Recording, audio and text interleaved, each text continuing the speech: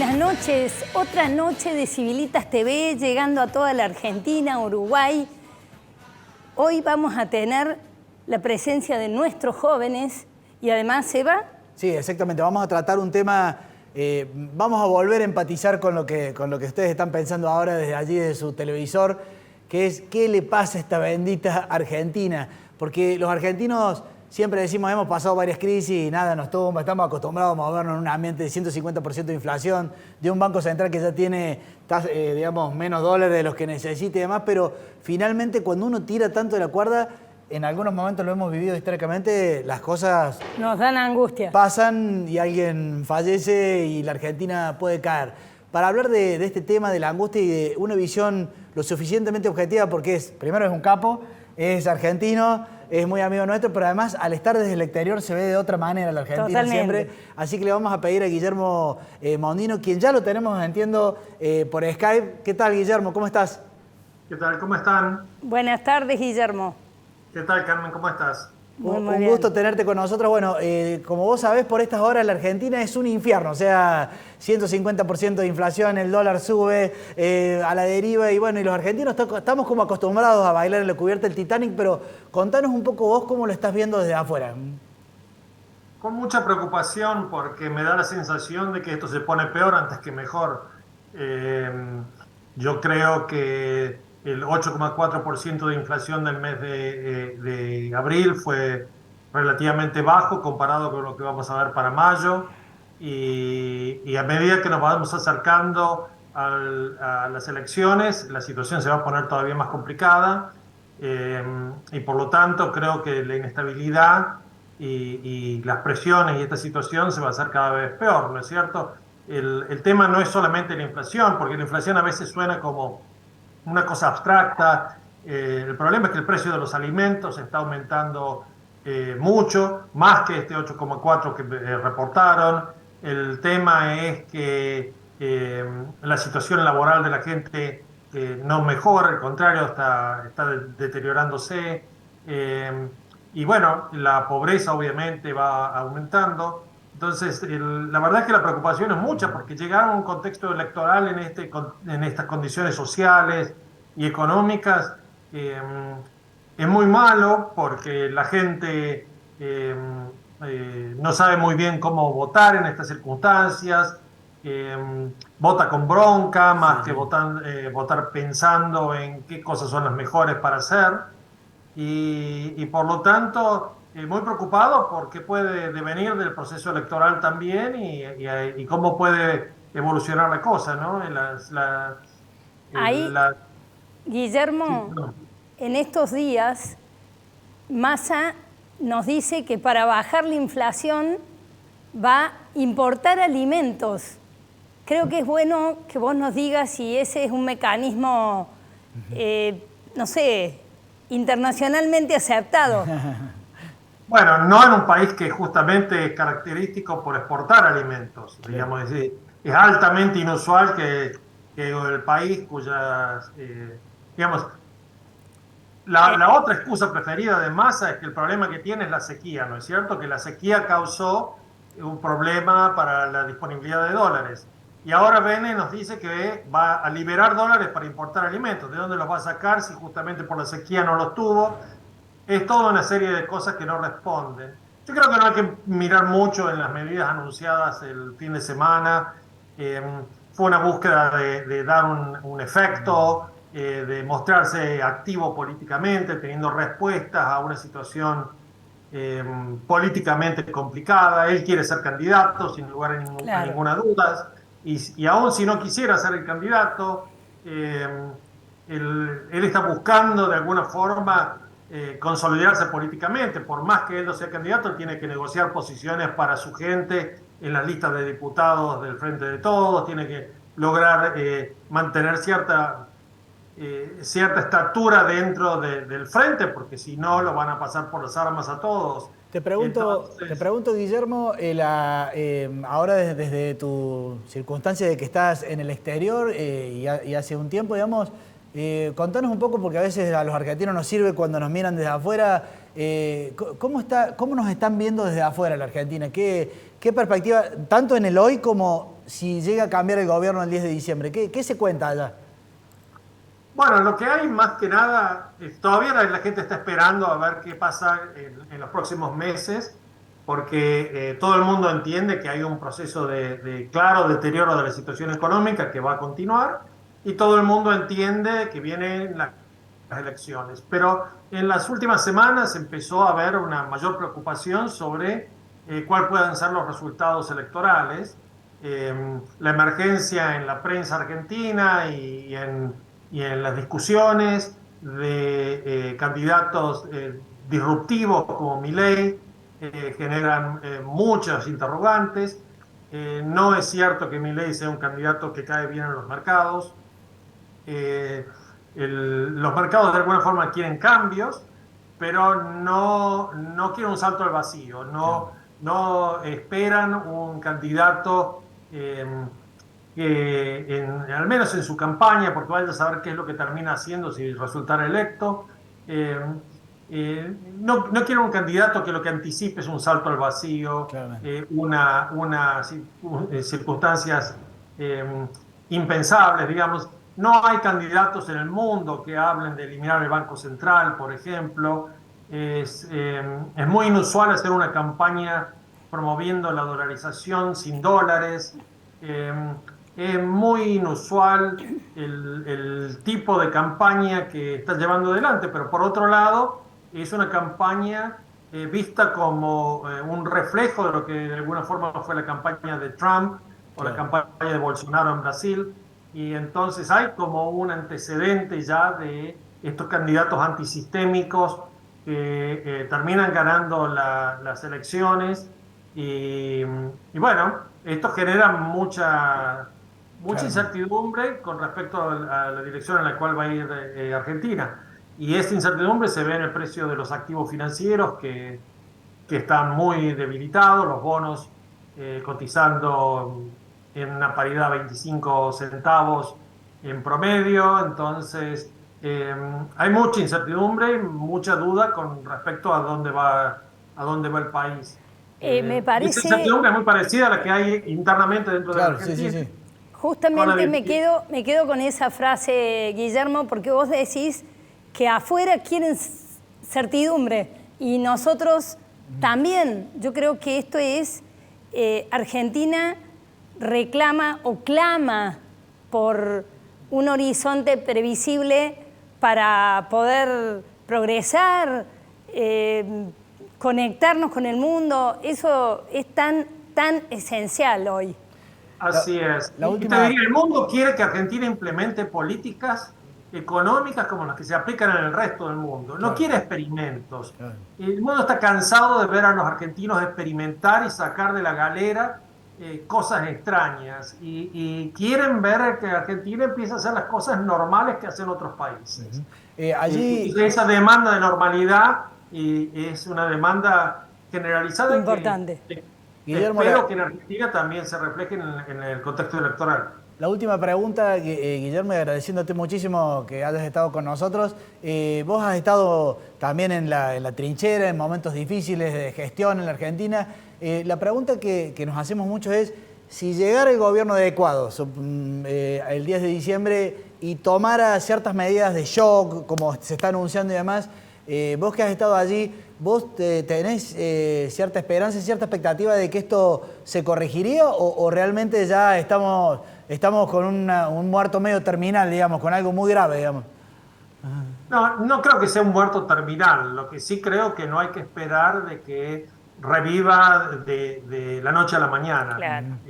Las medidas de shock se toman rápido, todas juntas, para hacerlas lo más efectivas posible, para tratar de contener, para evitar una situación peor. Pero de allí a pensar de que esas medidas dan un resultado inmediato y que la economía inmediatamente después de eso va a florecer, me parece que es una falsa promesa. Lo que hay que anticipar es que esas medidas son las que más chances tienen de hacer recuperar a la economía argentina, y que en un plazo de un par de años Argentina va a estar mucho mejor. Van a ser 2 años difíciles, creo, en todas las circunstancias, pero lo ideal sería que sean 2 años difíciles con un buen futuro y no 2 años difíciles con un salto al vacío en una situación de la cual vaya a saber a dónde termina el país.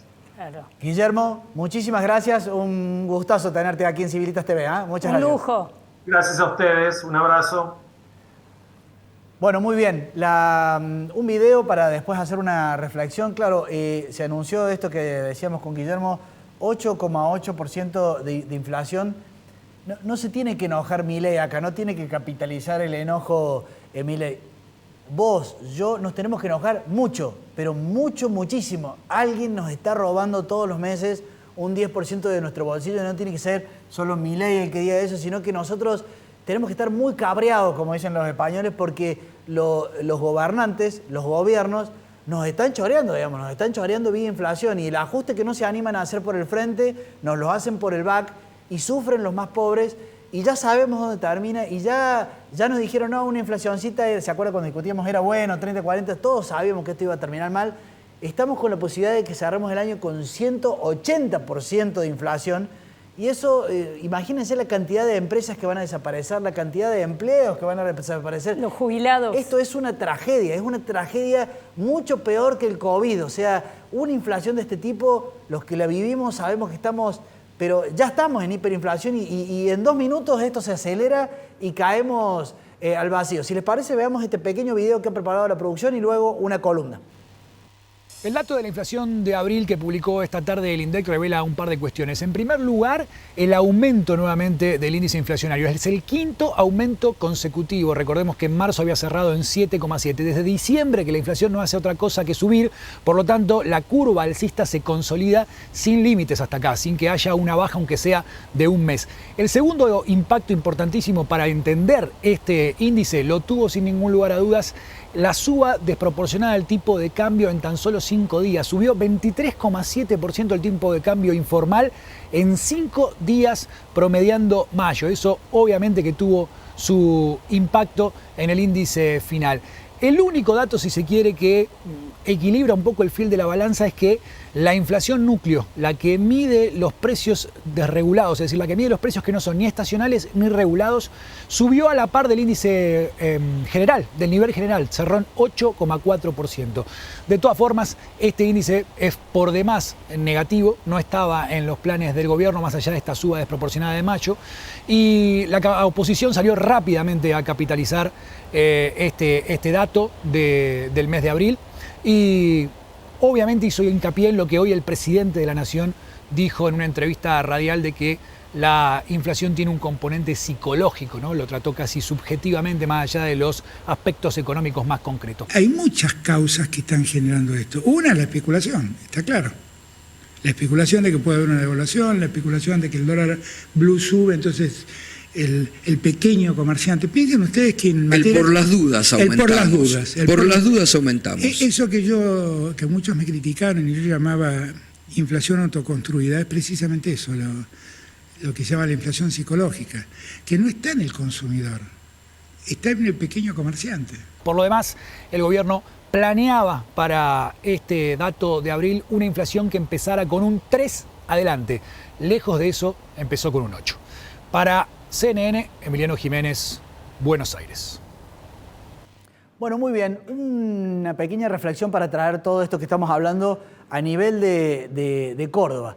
Querido amigo contribuyente, nos vamos a tratar igual, de contribuyente a contribuyente.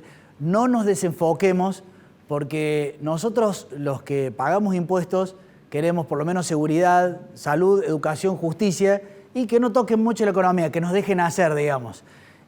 Cuando un gobernante, para hacer obras que nos encantan, por supuesto, pero paga en dólares y nos endeuda de la manera que se ha endeudado, por ejemplo, el gobierno de la provincia de Córdoba, realmente nos tendríamos que enojar. Ustedes saben cómo es la cosa.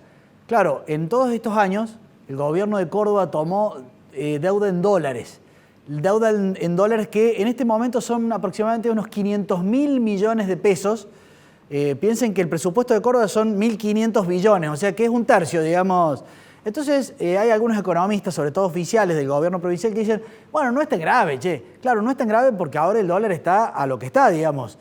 Pero cuando el 10 de diciembre ajusten el dólar, se vuelva único y demás, esto va a saltar, se va a acercar más al dólar libre, digamos, y de pronto vamos a estar debiendo el doble o el triple. No les digo nada si viene un loco como Milei que dice que el dólar lo va a poner a 2.000, o sea, realmente pueden pasar y estamos los cordobeses, la jodita, para decirlo de alguna manera, la circunvalación, la bicisenda en altura, todos los gustos que nos hemos dado, iluminar todas las cosas con buenas luces y demás, nos ha salido en dólares esta fiesta y nos puede pasar de que cuando llegue el momento de pagar la boleta de esa deuda valga 3 o 4 veces más.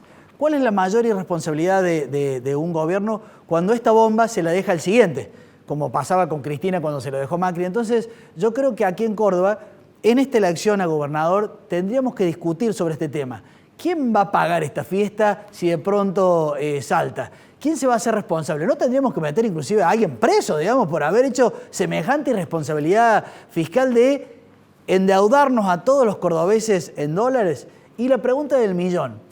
¿Cuánto van a ajustar los candidatos a gobernador, no importa el que sea, para que empecemos a pagar esa jodita, digamos? Porque no vaya a ser cosa que esto empiece, ahora debemos 500.000, después debemos 1.500, y un día nos parecemos a la Argentina y tenemos que estar hablando de un default porque no estamos pudiendo pagar la deuda, o para pagar la deuda no le podemos dar de comer a los chicos en el PAICOR. Un tema muy grave el que les estoy comentando, tan grave como la inflación o tan grave como cuando descalabran los números y ponen a funcionar la maquinita. Dejar una deuda en dólares en la provincia de Córdoba como han dejado es una grave irresponsabilidad. Si les parece, vamos a otro video sobre la pobreza, un video que especialmente lo solicitó Carmen, así que se hace responsable de nuestra senadora del video que vamos a mostrar, y luego una columna de Fernanda Romero y una mesa muy interesante con 2 miembros de Civilitas, con Lucio Martínez Villada y con Agustín González del Pino. El panorama de personas en situación de indigencia en las calles argentinas es reflejo de los peores efectos de la elevadísima inflación que sufre el país suramericano. Y es que de acuerdo a un informe difundido por el Instituto Nacional de Estadística y Censos, INDEC, la tasa de pobreza urbana en el país alcanzó el 39,2% en el segundo semestre, lo que representa un aumento de 1,9 puntos porcentuales en un año. El indicador registrado entre julio y diciembre pasado estuvo 2,7 puntos por encima de la del primer semestre de 2022, la primera subida en el indicador tras 3 semestres consecutivos en retroceso. Por otro lado, la tasa de indigencia se ubicó en el 8,1%, apenas 0,7 puntos por debajo del semestre anterior, y con un descenso de tan solo 0,1 puntos en la comparación interanual. La estadística oficial señala que a finales de diciembre pasado se encontraban por debajo de la línea de pobreza 11,4 millones de personas, es decir, cerca de 659.185 más que a finales de 2021. En tanto, 2,3 millones eran indigentes, apenas unas 28.000 personas menos que hace un año. El objetivo de reducir la pobreza en Argentina sigue enfrentando, entre otros, el escollo de la persistente y elevada inflación, que acumuló el año pasado un alza del 94,8%, impactando de lleno el costo de la cesta básica de alimentos y servicios, cuyo valor marca la línea de la pobreza. El resultado de la medición entregado por el INDEC tiene en cuenta el nivel de vida en los 31 centros urbanos más poblados del país, lo que abarca a 29,2 millones de personas sobre una población total en Argentina de unas 46 millones de personas. Bien, es un año eminentemente de elecciones y por todas las cuestiones que venimos charlando en este programa, como los altísimos índices de inflación y la enorme carga tributaria que sentimos todos los ciudadanos, no estamos pensando en temas centrales como es el tema de qué Estado queremos conformar. Es una discusión que deberíamos tener y que me parece que no nos planteamos, además de todas estas medidas diarias que nos van cambiando el gobierno para tratar de atenuar o detener toda esta situación de debacle económica que estamos viviendo en estos últimos momentos del año, pero desde ya hace bastantes años. ¿Qué podríamos como ciudadanos exigirle a las personas que tienen roles dentro de la función pública? Porque pareciera que nosotros nos olvidamos que el Estado es un agente, solo un agente que administra recursos que son de todos, pero que la sociedad es la que es la mandante, digamos. Nosotros como ciudadanos deberíamos ejercer ese rol con mayor fuerza. ¿Qué podemos exigir a las personas que desempeñan roles? Primero, que cumpla con la Constitución y que haga cumplir la Constitución Nacional. Segundo, que represente, por supuesto, el tema democrático y esa responsabilidad republicana también.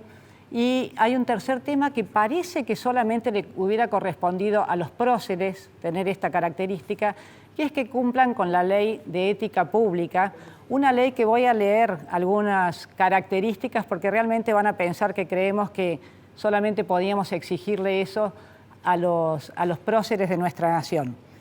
Los funcionarios deberían ser honestos, probos, ejercer el cargo con rectitud, con buena fe, con dignidad, con austeridad, con decoro.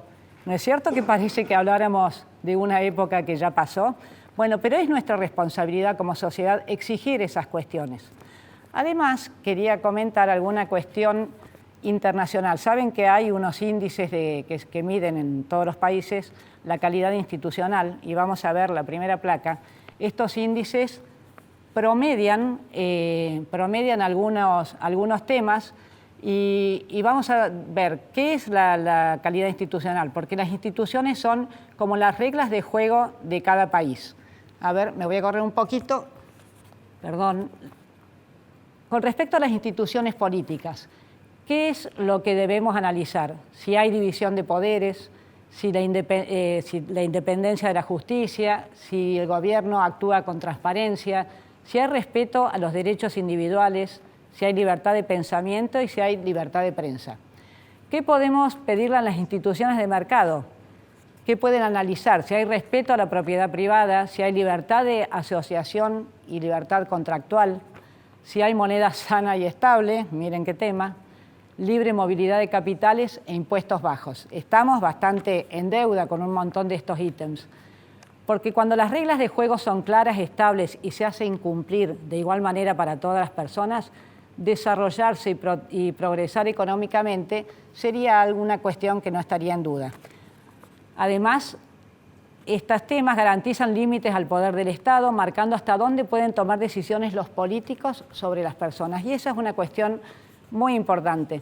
Ya tengo poco tiempo, o sea que no muestro las placas que siguen, que muestran el ranking donde la Argentina está con respecto al resto de los países de Latinoamérica, y la verdad que querríamos que la Argentina cumpla un papel mejor y más digno. Así que como sociedad y como ciudadanos estamos pidiendo que todos podamos ejercer ese rol de control y exigirle a los partidos, sobre todo a los de la oposición, que lo ejerzan porque son quienes pueden hacerlo con mayor fuerza. Ahora seguimos con una mesa de gente de aquí, de Civilitas. Ni santos ni héroes. Necesitamos gente común que represente, pero sí que viva honestamente, que sean trabajadores. Parece mucho pedir, ¿no? ¿Cómo les va, chicos? ¿Qué tal, Carmen? Qué lujo. Tengo un joven y un muy joven. Bueno, gracias por todas las matices. ¿Cómo les va? Yo, la pregunta que me gustaría, vos sabés, Lucio, que pienso muchas noches, ¿cómo llegar al alma de los jóvenes? Bueno. ¿Qué tips me das? Yo creo que para llegar al alma de los jóvenes o al corazón de los jóvenes, que sería más bien una pregunta para Favaloro, habría que primero entender a los jóvenes. Se habla mucho de que los jóvenes quieren irse del país. Yo creo que es mentira, los jóvenes no quieren irse del país. Los jóvenes quieren un futuro en Argentina, pero se tienen que ir porque no les queda otra. Lamentablemente, la falta de previsión, la falta de oportunidades, la falta de trabajo que estamos viendo, incluso acá en Córdoba, bueno, los cordobeses estamos viendo hace rato un problema, diría, estructural con esto. Acá tenemos a la universidad, tenemos un núcleo de jóvenes. Pero estamos estancados. Pero seguimos en la misma. Hace 24 años que seguimos en la misma. Yo, en lo personal, no conozco otra cosa que no sea Unión por Córdoba. Nací en el 2004. Entonces, verdaderamente lo que se necesita acá, creo yo, es un cambio. Y no es un cambio en vano, sino es más bien apostar a algo distinto. Apostar a algo distinto que les pueda prometer a los jóvenes transformaciones, pero ya. porque no tenemos tiempo para esperar. Lamentablemente se agotó el tiempo. Ahí yo creo que los jóvenes no quieren ser el futuro, sino quieren ser protagonistas. Y yo lo digo siempre, y tomar decisiones lo antes no somos posible. el futuro, los jóvenes somos el presente, y yo creo que presentes tenemos que estar en la vida civil, en la política y en todo espacio de representación. Creo que tiene que haber jóvenes. Estamos a tiempo de transformar no solo el país, sino también la provincia, y creo que este año es la oportunidad histórica. Podemos dar vuelta a la historia o podemos seguir repitiendo lo que seguimos haciendo acá en Córdoba, lo que hacemos en el país, que siempre incurrimos en la misma comodidad de los errores que cometemos. Nosotros todos conocemos a algunos jóvenes emprendedores, pero es como que no los vemos emprendiendo en el sentido de empresas en la misma proporción que necesitamos. Porque están con una soga al cuello. ¿Vos qué opinás? No, por supuesto, digamos, los jóvenes, como vos decís, es presente y hay que escucharlos. De hecho, las estadísticas dicen que 1/3 del padrón electoral es menos de 35 años, de 18, 16 años a 30 años, diré, menos, yo ya pasé. Entonces hay que escucharlos. Y hay que, más que escucharlos, hacerlos parte, digamos, que tengan una participación activa en las propuestas y en lo que se vamos a hacer.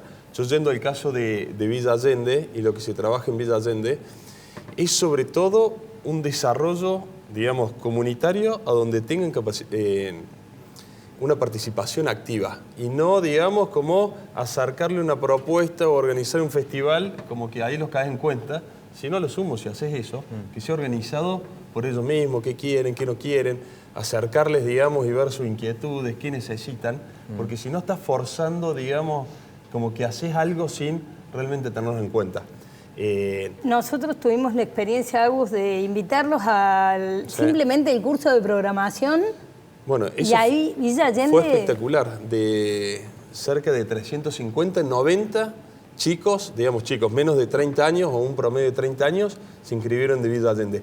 Y hay una necesidad de acercarle oportunidades. Básicamente, digamos, el trabajo tiene que estar en ser un facilitador de oportunidades, porque después cada uno elige según lo que quiere, digamos, no forzar algo o direccionar, sino ser un facilitador de oportunidades. Y ahí tiene que estar fuerte el trabajo de lo público, de la gestión, de la parte esto que nos toca de funcionario. Y de todas las organizaciones de la sociedad civil también. Ponerlas en funcionamiento, coordinar. Yo creo que hace falta caras jóvenes representando, mostrando, porque... Sí, y que la juventud no sea solamente parte del mobiliario político, por así decirlo. Claro. Porque lo que termina sucediendo, y creo yo que muchos jóvenes sienten, es esta cuestión de que cuando se nos convoca para la foto. Y creo que las voces de muchos jóvenes muy valiosos en esta provincia, en el resto del país, deben ser oídas. Y es un trabajo que creo que, bueno, Carmen, estás haciendo fenomenal. Ahora estamos... Yo estoy a la pesca de jóvenes siempre. Pero no lo digo solamente por estar en tu equipo, sino que creo realmente que bueno, es parte de un movimiento a nivel nacional. Convoca, por favor, Agus. Bueno, la convocatoria abierta a todos los jóvenes a participar y también en mi caso, especialmente en Villa Allende, a trabajar para hacer una buena propuesta de gobierno. Para seguir siendo gobierno. ¿Seba? Bueno, muy bien. Ya estamos cerrando nuestra propuesta desde Civiritas, que creo que es la propuesta de muchas ONG, instituciones, es que en esta campaña haya mucho debate. De hecho, nosotros también ofrecemos aquí nuestro programa, nuestra institución, y si no quieren que sea nuestra institución, que sea la universidad, pero le vendría muy bien a Córdoba debate, Yarlora y Juez, de Loredo y Pacerini, los legisladores, debatamos, no nos cansemos de debatir, que nos inviten a los colegios, que nos inviten a las distintas cámaras empresarias, que haya una secuencia de debate, porque al final del día el debate es lo que realmente en ese contraste es cuando surgen lo que verdaderamente piensan los candidatos, qué planes tienen y demás, por lo cual yo no cesaría como sociedad civil de exigirle a nuestros candidatos que debatan en esta campaña. Si les parece bien, nos volvemos a encontrar el miércoles que viene con nuevos temas. Está el tema de la seguridad pendiente, estamos esperando para hacer una presentación importante y también vamos a ir tratando otros temas vinculados a lo social y a lo económico. Nos vemos.